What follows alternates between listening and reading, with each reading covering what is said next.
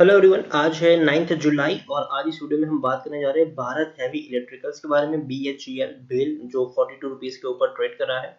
एक बहुत बड़ी रैली हमें इस शेयर में देखने को मिली है और उसका रीज़न भी है, उसके बारे में भी हम बात करेंगे। और जब शेयर 42 रुपीज़ के ऊपर ट्रेड कर रहा है तो खरीदारी करनी चाहिए कि नहीं, या फिर जिन्होंने खरीदारी की है उनको यहाँ पर बने रहना चाहिए कि नहीं, उन दोनों चीज़ों के बारे में आज हम इस वीडियो में बात करेंगे। लेकिन उससे पहले अगर आपने अभी तक चैनल को सब्सक्राइब नहीं किया है तो प्लीज़ अभी इसे सब्सक्राइब कर लीजिए, क्योंकि आगे भी बहुत सारे वीडियोस हैं जो आपको काफ़ी ज़्यादा हेल्प करेंगे। तो चलिए शुरू करते हैं। तो जैसे कि आप देख सकते हैं कि BHEL का शेयर अभी 42 रुपीज़ के आसपास ट्रेड कर रहा है। पिछले एक महीने की बात करें तो एक महीने में 36% 37% का एक बहुत बड़ा ग्रोथ हमें यहाँ पर देखने को मिला है। 27 रुपए के ऊपर शेयर था, एक बहुत बड़ी रैली आई, 43 रुपीज़ तक पहुंचा। और ये वो लेवल था जहां पर मैंने आपको कंटिन्यूअस बाइंग की रेटिंग दी है। कंटिन्यूअस आपको पिछले काफी वक्त से BHEL के शेयर में बाइंग की रेटिंग दे रहा हूँ। मैंने कई सारे वीडियोस बनाए हैं और हर बार मैंने कहा है कि मौका शानदार है। अब जब शेयर इतने बड़े प्राइस पर पहुंच चुका है तो प्रॉफिट यहां पर बुक करना चाहिए कि नहीं, वो सबसे बड़ा सवाल है। उसके बारे में हम बात करें उससे पहले पिछले एक साल की अगर हम बात करें तो 37% की यहाँ पर गिरावट है। 19-20 रुपए के आसपास ये शेयर ट्रेड कर रहा था। 67 रुपीज से कंटिन्यू शेयर गिरा था कोविड के चलते। 20 रुपए से भी नीचे ये शेयर चला गया था, लेकिन बाद में बढ़िया बाउंस बैक किया है।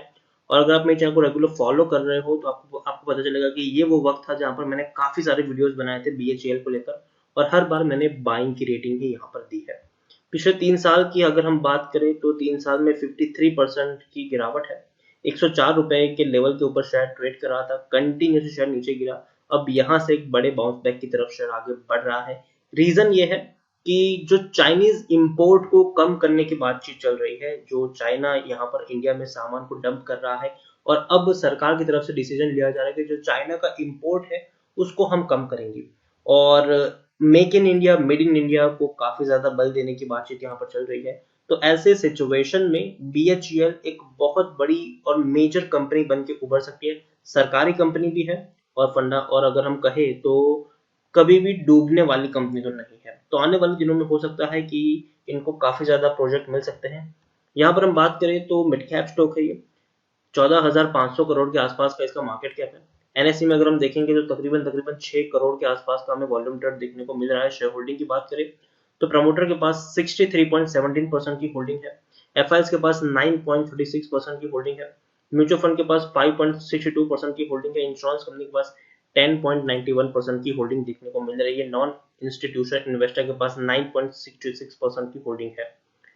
तो देखिए यहाँ पर प्रमोटर की बात करें तो जैसे कि मैंने कहा कि सरकारी कंपनी है तो प्रेसिडेंट ऑफ इंडिया सबसे बड़े प्रमोटर है। 63.17% की होल्डिंग है उनके पास, और एक भी शेयर गिरवी नहीं है। बहुत अच्छी बात है ये। 17 म्यूचुअल फंड स्कीम ने यहाँ पर अपना पैसा लगाया है। 147 FIs भी यहाँ पर इन्वेस्टेड है।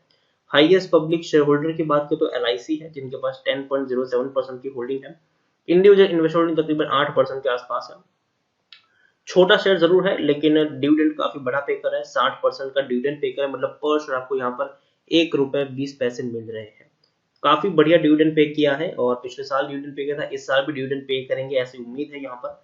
BHEL के बारे में अगर हम यहाँ पर देखने की कोशिश करें तो टेक्निकल रेटिंग अभी भी काफी शानदार है इसकी।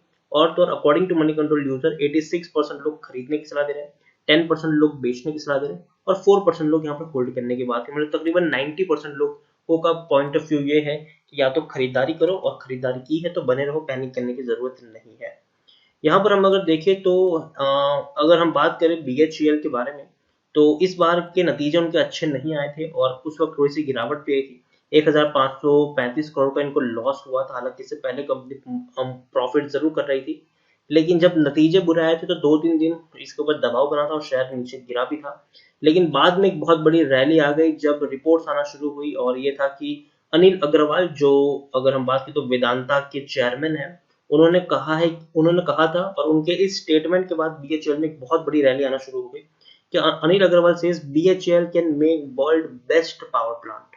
और चाइनीज इंपोर्ट को अगर हमको कम करना है तो उसका जो मटेरियल है वो BHEL बना सकता है, और दुनिया के सबसे बेस्ट पावर प्लांट बना के इक्विपमेंट का बनाने का दमखम BHEL के पास है।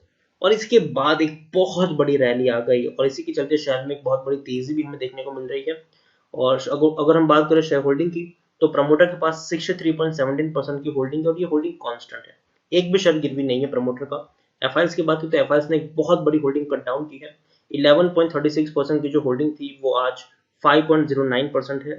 देखिए ये वो दौर था जब अगर जून, मार्च और जून की भी अगर हम बात करें तो बहुत बड़ी क्वांटिटी यहाँ पर एफआईएस ने बेची है। म्यूचुअल फंड ने यहाँ पर खरीदारी की, आपको देखिए 5.62% की होल्डिंग थी पिछले क्वार्टर में, जो इस बार 5.87% की होल्डिंग है। और इंश्योरेंस कंपनी जहां थे वहीं है, 10.91% की होल्डिंग आज भी उतनी ही देखने को मिल रही है।